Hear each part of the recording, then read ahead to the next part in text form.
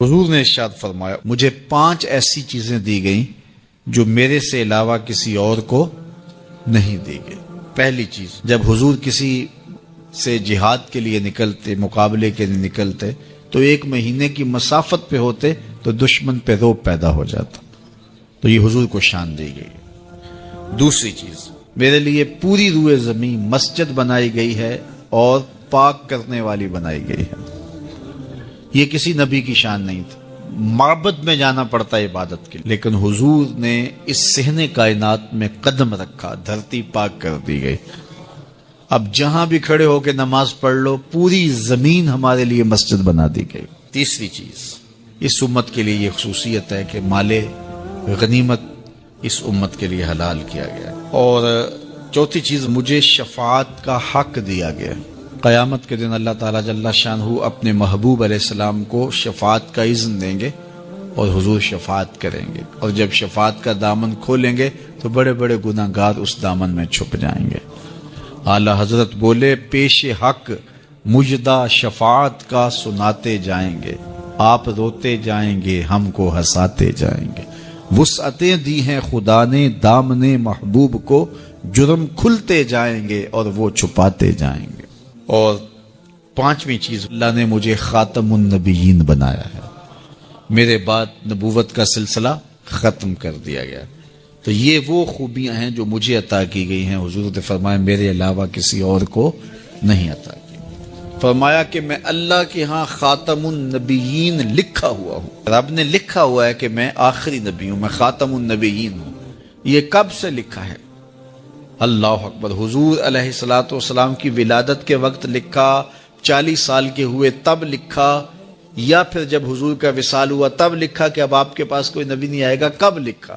جب آدم علیہ الصلوۃ والسلام کا خمیر تیار کیا جا رہا تھا، ان کے لیے مٹی گوندی جا رہی تھی، میں اس وقت سے پہلے بھی خاتم النبیین لکھا ہوا۔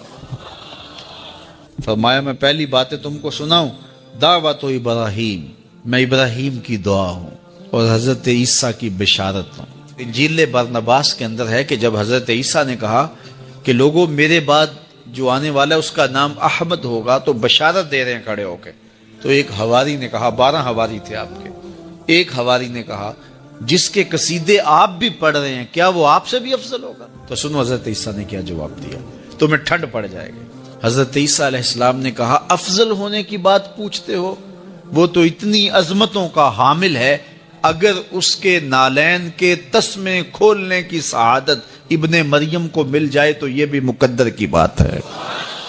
وہ اتنی فضیلتوں کا حامل ہے، اگر اس کے نالین کے تسمے کھولنے کی سعادت مجھے مل جائے تو میں مقدر والا سمجھوں گا اپنے آپ کو، اتنی عظمتوں کا حامل ہوگا۔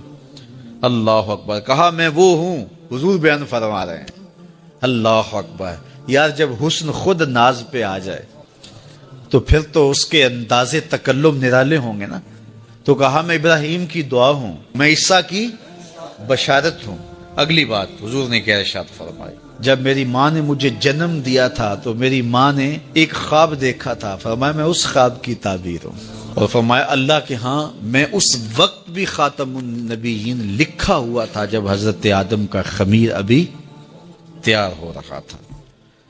تو سب سے پہلے حضور ہیں، آئے سب سے آخر میں ہیں، یعنی حضور تخلیق میں اول ہیں، ظہور میں آخر ہیں۔ اور میاں صاحب بولے، نور محمد اس ویلیدہ آدم اجے نہ ہویا، نور محمد اس ویلیدہ آدم اجے نہ ہویا، اول آخر دوویں پاسے اوہو مل کھلویا، اول آخر دوویں پاسے اوہو مل کھلویا۔ اور اقبال کہتا ہے، نگاہ عشق و مستی میں وہی اول وہی آخر، وہی قرآن وہی فرقان وہی یاسین وہی طٰہٰ۔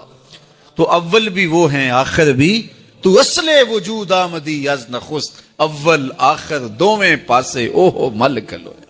حضور نے فرمایا کہ میں قرآن مجید کی ایک ایسی آیت جانتا ہوں، اگر تمہیں معلوم ہو جائے، لوگ اس کو تھام لیں، اس کو پکڑ لیں، تو ان کے لیے وہ آیت کافی ہے۔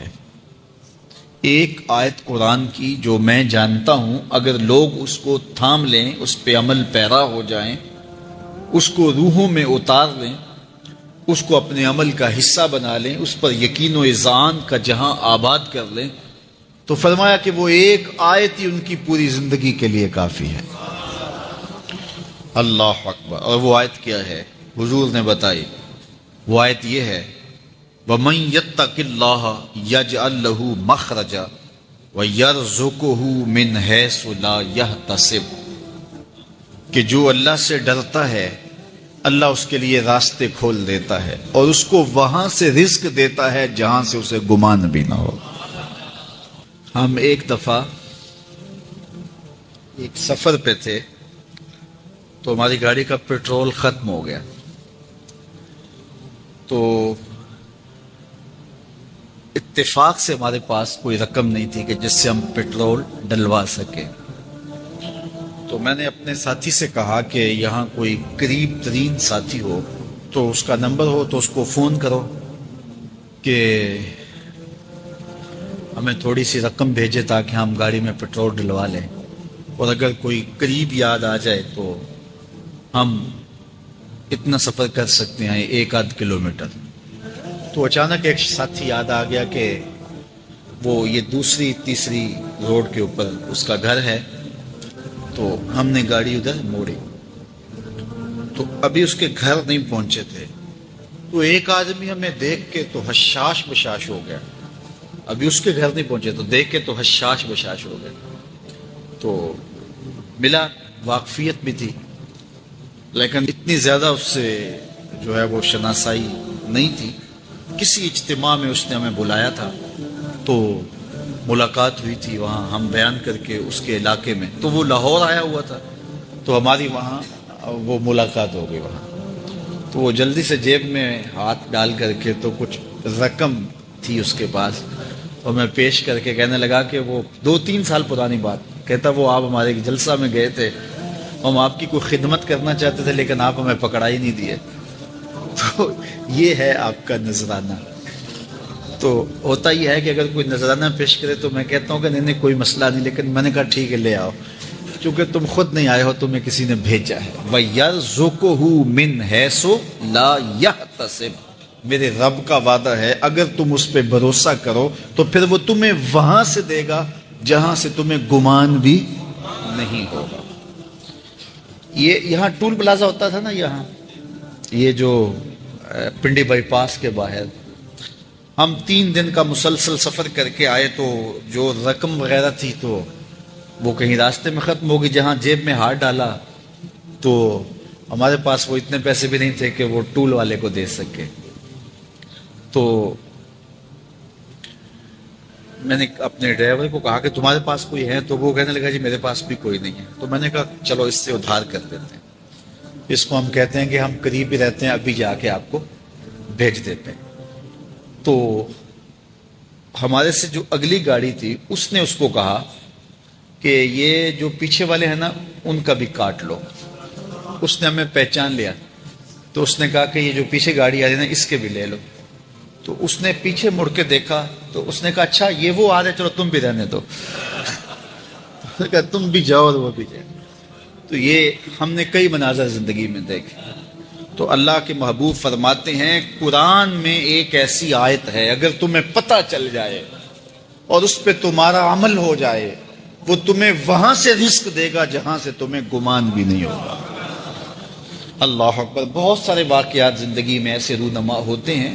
یہ اچانک 2 باتیں میرے ذہن میں آ گئی تو میں نے آپ کے سامنے رکھ دیں تاکہ اس سے یقین میں پختگی ہوتی ہے، بالخصوص جو مبلغین ہیں ان کے لیے خاص طور پہ یہ باتیں ہیں۔ بس اس پہ توکل رکھ کے چلتے رہیں، پھر دیکھنا کہ اللہ تمہارے لیے کیسے اسباب مہیا کرتا ہے۔ حضرت معاذ بن جبل رضی اللہ تعالیٰ عنہ فرماتے ہیں حضور نے ہم سے 10 باتوں کا عہد لیا۔ پہلی وہی چیز کہ اللہ کے ساتھ کسی کو شریک نہ ٹھہرانا، اگرچہ تجھے جلا دیا جائے اور تجھے قتل کر دیا جائے۔ دوسری وصیت یہ کی کہ اپنے والدین کی کبھی نافرمانی نہ کرنا، اگرچہ تجھے تیرے گھر سے نکال دے، تیرے اہل سے نکال دے، بچوں سے دور کر دے، لیکن پھر بھی ان کی نافرمانی نہیں کرنی، کیونکہ والدین کی نافرمانی کرنے والا دنیا پہ بھی رسوا ہوتا ہے، آخرت میں بھی رسوا ہوتا ہے۔ امام غزالی نے لکھا ہے کہ ایک جرم ایسا ہے کہ جس کی سزا آخرت میں تو ہے ہی ہے، دنیا میں بھی ضرور ملتی ہے، وہ والدین کی بے ادبی ہے۔ اور ایک نیکی ایسی ہے جس کی جزا آخرت میں تو ہے ہی ہے، دنیا میں بھی ضرور اس کا صلہ ملتا ہے، اور وہ والدین کا ادب ہے۔ اس شخص پہ نشان لگا لیں جو والدین کا بے ادب ہے، آپ اس کو ذلیل و رسوا ہوتا ضرور دیکھیں گے، اور اس شخص پہ بھی نشان لگا لیں جو والدین کا مؤدب ہے، فرما بردار ہے، اس کی پگڑی کا کلس کبھی نیچا ہوتا نہیں دیکھیں گے آپ۔ تو والدین کے ساتھ اس نے سلوک کرنے کی تلقین کی گئی۔ حضور نے تیسری وصیت یہ کی کہ فرض نماز جان بوجھ کے ترک نہ کرنا، جس نے جان بوجھ کے فرض نماز ترک کی اللہ اس سے اپنا ذمہ اٹھا لیتا ہے۔ اللہ کا ایک ذمہ ہوتا ہے جو بندوں کا اس نے لیا ہوتا ہے اپنے محض کرم سے، تو پھر وہ ذمہ اٹھا لیتا ہے۔ پھر وہ دیکھیے اللہ ذمہ اٹھا لے تو پھر وہ سوائے ذلیل ہونے کے اور کیا اس کا مقصوم ہوگا، تو ذلت ہی ذلت اس کا مقدر ہوگا۔ اللہ اکبر۔ آج ہم کہتے ہیں پوری دنیا کے اوپر کہ مسلمان کیوں ذلیل اور کیوں رسوا ہو رہے ہیں۔ 5-7% مسلمان جو ہے وہ نمازی ہیں، تو پھر جب یہ حالات ہوں گے تو پھر اللہ اپنا ذمہ اٹھا لے گا۔ جب وہ اپنا ذمہ اٹھا لے گا تو پھر ہمیں جو مرضی توڑے جو مرضی مارے، پھر اس کا ذمہ اٹھ گیا تو وہ ذمہ ہم سے اٹھا لیتا ہے اگر ہم اس کے حضور سجدہ ریزیاں نہیں کرتے۔ اور یہ بھی حضور نے وصیت کی کہ کبھی شراب نہیں پینی، اس لیے کہ ہر بے حیائی کی جڑ ہے، اور فرمایا معصیت سے، گناہ سے بچنا، اگر کوئی گناہ کرتا ہے تو پھر اللہ تعالیٰ اس سے ناراض ہو جاتا ہے۔ چھٹی بات حضور نے یہ ارشاد فرمائی کہ جب جنگ میں کھڑے ہو تو پھر پیٹھ دکھا کے بھاگنا نہیں ہے، اگرچہ لوگ کٹ کٹ کے گر رہے ہیں تو میں صلی اللہ العافیہ، اللہ سے عافیت مانگو، یعنی اللہ سے مانگو عافیت، بیماری نہ مانگو، آزمائش نہ مانگو، مشکل نہ مانگو، لڑائی نہ مانگو، جنگ نہ مانگو، لیکن اگر پڑ جائے تمہارے اوپر تو پھر استقامت دکھاؤ، پھر بھاگنا نہیں ہے، اور یہ کبائر میں سے جنگ سے بھاگ جانا۔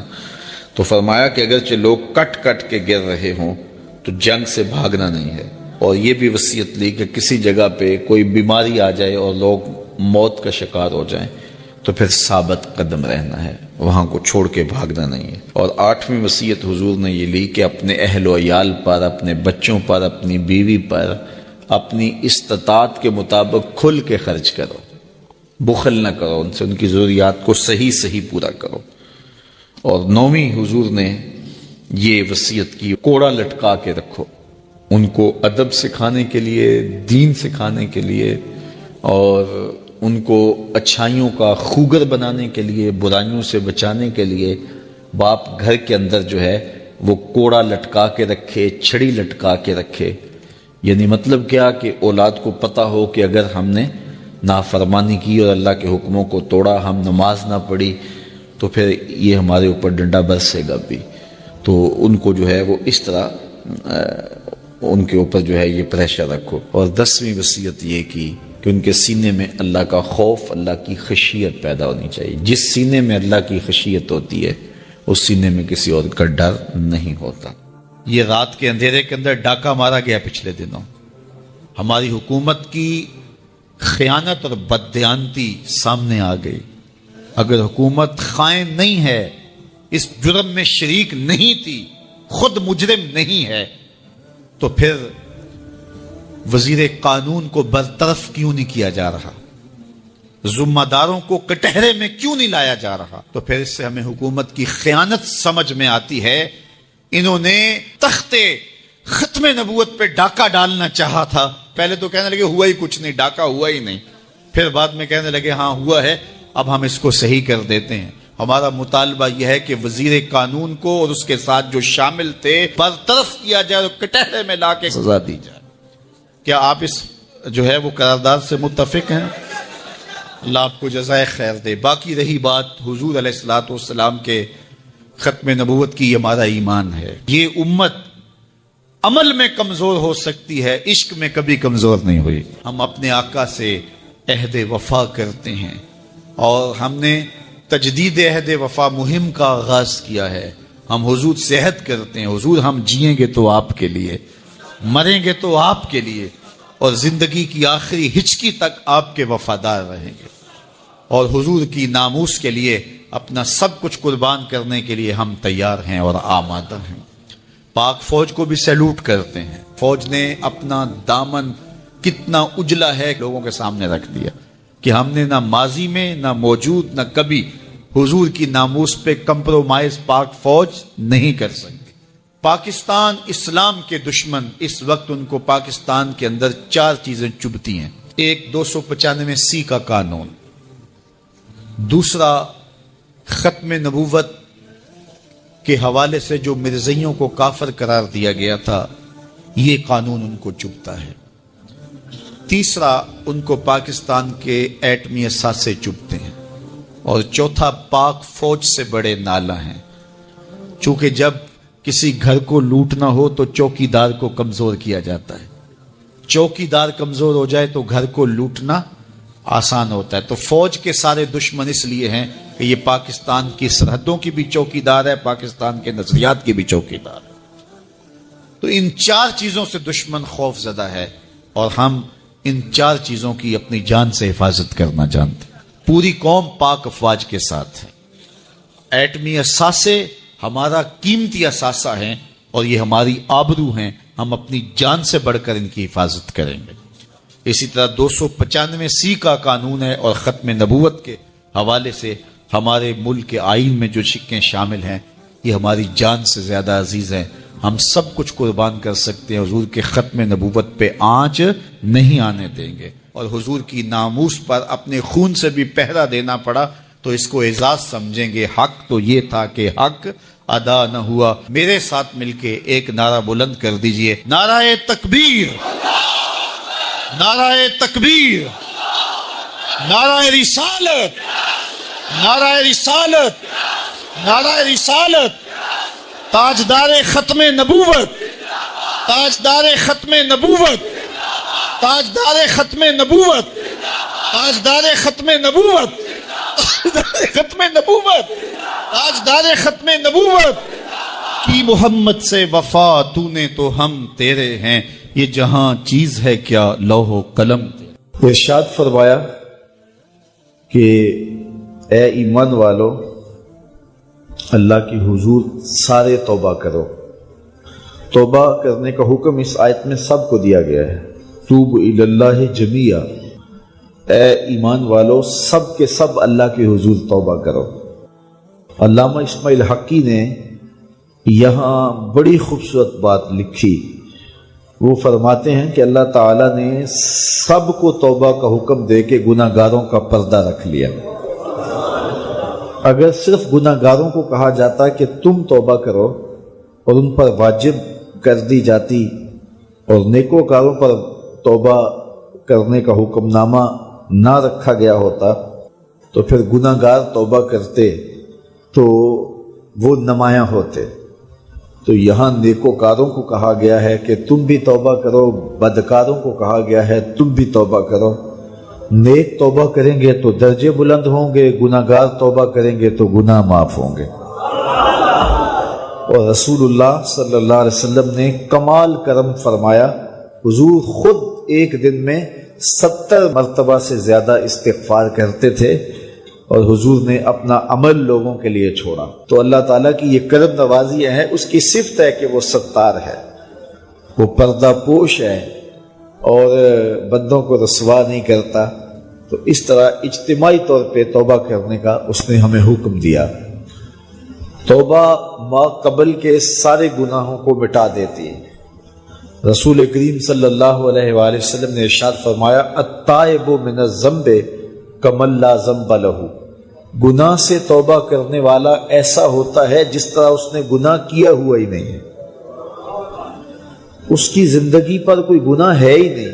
توبہ کرنے والا اس طرح گناہوں سے پاک ہو جاتا ہے جس طرح ابھی ماں کے پیٹ سے اس نے جنم لیا ہو۔ بلکہ فرمایا ہم ان کے گناہوں کو بدل کے نیکیوں میں تبدیل کر دیتے۔ تو جب گناہ بدل کے نیکیوں میں تبدیل ہوئے تو جتنا بڑا گناہ گار تھا اتنا بڑا نیکوکار ہو گیا، کیونکہ سارے کے سارے گناہ تبدیل ہو کے نیکیوں میں آ گئے۔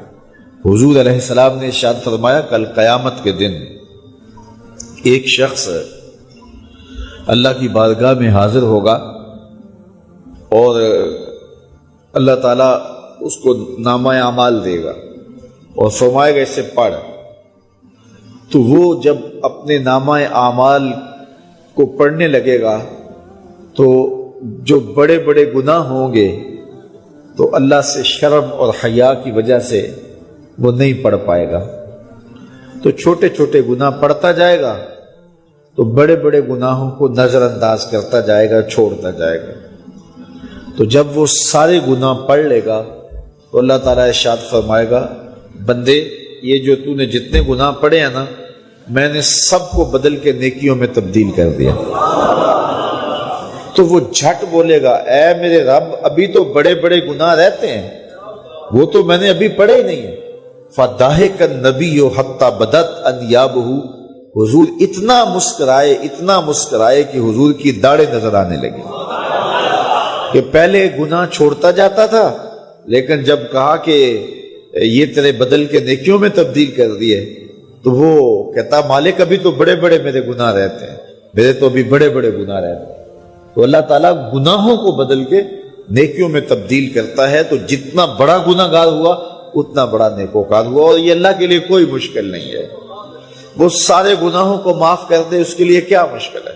اگر سمندروں کی جھاگ سے بھی زیادہ گناہ ہے رب کہتا ہے میری چوکھٹ پہ آؤ تو صحیح، دامن پھیلاؤ تو صحیح، میری دہلیز پہ آؤ تو صحیح، میں تمہارے سارے گناہ معاف کر دوں بلکہ بدل کے نیکیوں میں تبدیل کر دوں. حضرت عمر کا زمانہ ہے، آپ جانتے ہاتھ میں کوڑا رکھتے تھے. تو آپ جا رہے تھے، ایک شرابی تھا ہاتھ میں، اس نے بوتل شراب کی پکڑی تھی، گلی کا موڑ کاٹا اس نے تو آگے حضرت عمر نظر آئے. حضرت عمر تو موقع پہ سزا دیتے تھے. ہاتھ میں درا پکڑا ہے تو اس نے دل ہی دل میں کہا مالک عمر کے قہر سے بچا لے، پکی توبہ کرتا ہوں آج کے بعد شراب نہیں پیوں گا. اور جلدی سے وہ شراب کی بوتل بغل میں دبا لی. حضرت عمر بھی سر پہ پہنچ گئے اور جھڑک کے کہا کہ یہ تیرے پاس کیا ہے؟ تو ڈرتے ہوئے کہا حضرت سرکہ ہے. تو عمر تھے، کہا نکال. تو جب نکالا تو واقعی سرکہ ہو گیا تھا. جو رب شراب کو سرکے میں بدلنے پہ قادر ہے وہ رب گناہوں کو نیکیوں میں بدلنے پہ بھی قادر ہے. تو اس کے در پہ کوئی آئے تو صحیح، جھولی پھیلائے تو صحیح. ہم تو مائل بکرم ہیں کوئی سائل ہی نہیں، راہ دکھلائیں کسے راہ روے منزل ہی نہیں. کوئی اس کی دہلیز پہ تو آئے، اس کی چوکھٹ پہ تو آئے. تو مجھے بتائیے یہ وقت بھی ہم نے دیکھنا تھا، یہ لمحے بھی ہمارے اوپر آنے تھے اور یہ گھڑیاں بھی ہم نے دیکھنی تھی. بد نصیبی کی کہانیاں یہ ہیں ہم اپنے آقا و مولا کی ختم نبوت پہ بھی سودا کرنے جا رہے ہیں. اپنی ناپاک حکومتیں بچانے کے لیے ہم اس پہ بھی سودا کرنے جا رہے ہیں. اور اگر یہ گردش کرتی ہوئی خبریں سچ ہیں تو مجھے بتاؤ پھر باقی بچا کیا ہے، پھر باقی رہ کیا گیا ہے.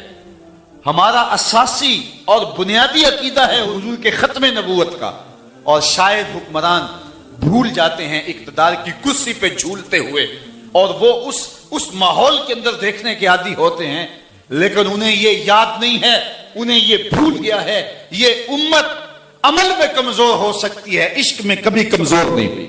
اس امت کی تاریخ بڑی تابناک ہے، بڑی روشن ہے اور بڑی دل آویز ہے. تو یہ شاید بھول جاتے ہیں ہم حضور کے نام پہ اپنا سب کچھ کٹوا کر کے پھر بھی سمجھتے ہیں حق تو یہ تھا کہ حق ادا نہ ہوا. کروں تیرے نام پہ جاں فدا، نہ بس ایک جاں دو جہاں فدا. اللہ اکبر، دو جہاں سے بھی نہیں جی بھرا، کیا کروں کروڑوں جہاں نہیں. ابھی تو کربلا کی کہانیاں ہمارے لبوں پر ہے. ان حالات کے اندر حکومت اگر یہ غلطی کرنے جا رہی ہے تو فی الفور اتنے لوگوں کا مطالبہ، میں آپ سب لوگوں کی تائید کے ساتھ یہ کہتا ہوں کہ آپ ہاتھ کھڑے کر کے یہ مطالبہ کریں کہ یہ اقدام اگر کیا ہے تو وہ فوراً واپس کیا جائے، اور اگر یہ واپس نہیں کریں گے تو پھر حکومت جو ہے وہ اللہ کے انتقام کے لیے تیار ہو جائے، اور یہ عوام جو ہے وہ اللہ کی سپاہی بن کے میدان میں کھڑی ہوگی انشاءاللہ. وہ وقت دور نہیں ہے. کی محمد سے وفا تو نے تو ہم تیرے ہیں، یہ جہاں چیز ہے کیا لوح و قلم تیرے ہیں. اقبال کہتا ہے حضور سے وفا کرو پھر قلم بھی تمہارا ہے، پھر تختی بھی تمہاری ہے، پھر تمہاری تقدیر کے فیصلے واشنگٹن میں نہیں ہوں گے، پھر جو تم چاہو گے وہ لکھا جائے گا، خدا بندے سے خود پوچھے گا بتا تیری رضا کیا۔ میرے حضور نے ارشاد فرمایا جب کوئی شخص فوت ہو جاتا ہے تو اس کا جو سلسلہ اعمال ہے منقطع ہو جاتا ہے، عمل کے کھاتے کلوز ہو جاتے ہیں، لیکن فرمایا 3 سلسلے ایسے ہیں جو ختم نہیں ہوتے، 3 کھاتے ایسے ہیں جو جاری رہتے ہیں۔ اللہ اکبر۔ سب سے پہلے صدقہ جاریہ، دوسری بات میرے حضور نے ارشاد فرمایا علم جس سے لوگ نفع پائیں۔ اللہ اکبر۔ علم کسی کو سکھا دیا، وہ تسلسل باقی رہے۔ ہمارے استاد قبروں میں چلے گئے، لیکن آج ہزاروں طلباء کو اور لاکھوں عوام کو ان کے دیے ہوئے جو سبق تھے جو انہوں نے ہمیں پڑھایا آج ہم لوگوں کو بتا رہے ہیں، تو ان کی روح کو اس کی برکت پہنچ رہی، پھر یہ ان کے استاد، پھر ان کے استاد۔ تو علم نافع یہ کبھی بھی کھاتے کلوز نہیں ہوتے۔ اور تیسری بات میرے حضور نے فرمایا نیک اولاد جو ماں باپ کے لیے مغفرت کی دعائیں کرتی ہے، یہ صدقہ جاریہ ہے، یہ کبھی بھی ختم ہونے والا سلسلہ نہیں ہے۔ میں کہتا ہوں کہ اولاد اگر نیک ہے، اہتمام سے دعا نہیں بھی کرے گی تو دن میں کتنی مرتبہ کہے گی ربنا اغفر لی ولوالدی، اے اللہ مجھے بھی بخش دے، میرے ماں باپ کی بھی مغفرت کر دے۔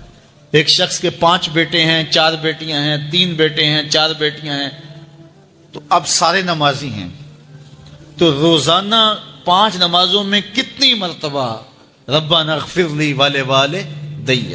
تو اولاد والدین کے لیے اسپیشل دعا کرتی ہے جو ہے وہ نماز کے اندر، اور اگر اولاد صالح نہیں ہے تو نماز کے اندر دعا کرنا تو دور کی بات ہے، چونکہ وہ نماز نہیں پڑھتی، صالح نہیں ہے، تو دعا کیا کرنی ہے۔ ایسی اولادوں کو بھی میں جانتا ہوں جنہوں نے اپنی سکی ماں کا جنازہ نہیں پڑھا، سکے باپ کا جنازہ نہیں پڑھا۔